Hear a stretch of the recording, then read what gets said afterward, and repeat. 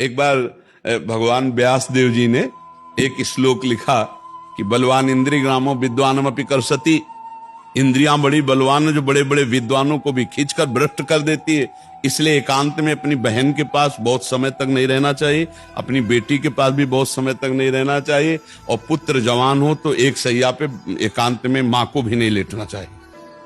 तो जैमिनी जी बड़े ऋषि हैं, तो उनका प्रभु ऐसा कैसे हो सकता है कि विद्वान है वो और जानता है मेरी बहन है और बेटी है, पवित्र भाव, तो वो ऐसा कैसे कर सकता है?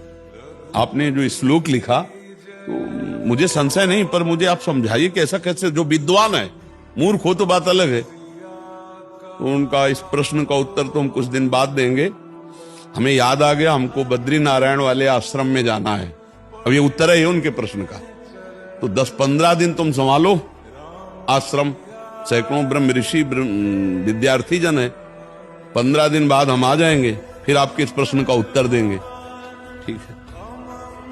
उसी शाम को हल्की सी वर्षा होने लगी। भगवान है व्यासदेव जी, संध्या का समय, 16 वर्ष की अवस्था धारण की, श्याम रंग अरविंदाक्ष नेत्र, और छम छम करती हुई सामने आ गई। और गंगा स्नान करके सब ऋषि जन ऐसे जा रहे थे, सब ऐसे।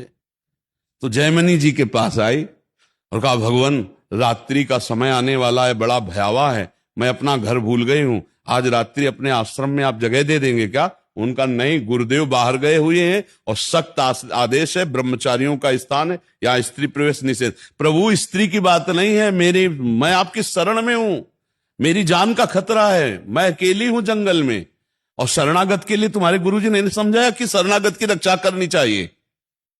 अब गुरुजी हैं, उनको कौन काट सकता है?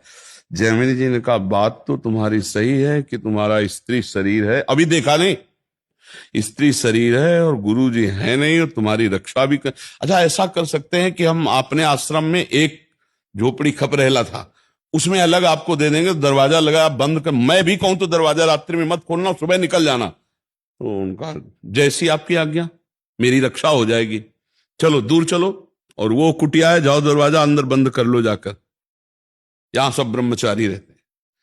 अब जाके जो संध्या वंदन करके ध्यानस्थ हुए, फिर दिमाग में आया कि हमने पूछा नहीं कि तुम रात्रि में अकेले कैसे फंस गई, आखिरकार हो कौन, कहां से आई हो, तुम्हारा ब्याह हुआ है कि नहीं हुआ है, विविध प्रकार का उसी का चिंतन होने लगा।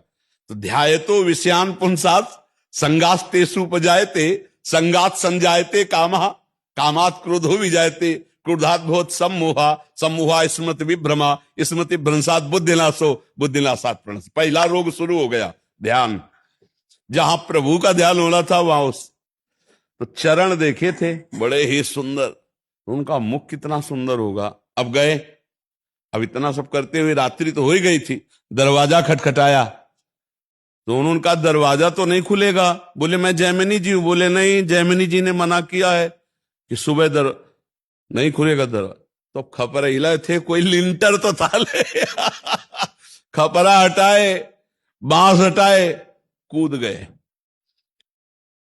देखा तो वो सुंदर रूप, क्योंकि भगवान ने धारण किया था, श्याम रंग छटा छा रही थी एकदम, इंद्रनीलमणि कांति, नव यौवन अवस्था, देख के मुग्ध हो गए। अब सब पूछना भूल गए कि तुम कहां से आई हो, क्या कुछ नहीं पूछा, तुम्हारा ब्याह हुआ है? नहीं। तो तुम ब्याह कर सकती हो? हाँ, हमसे कर सकती हो। बोले, आप जैसा ऋषि मिले तो फिर क्या कहला, ब्याह तो कर ही लेगी। तो उनका, फिर ब्याह कर लो हमसे।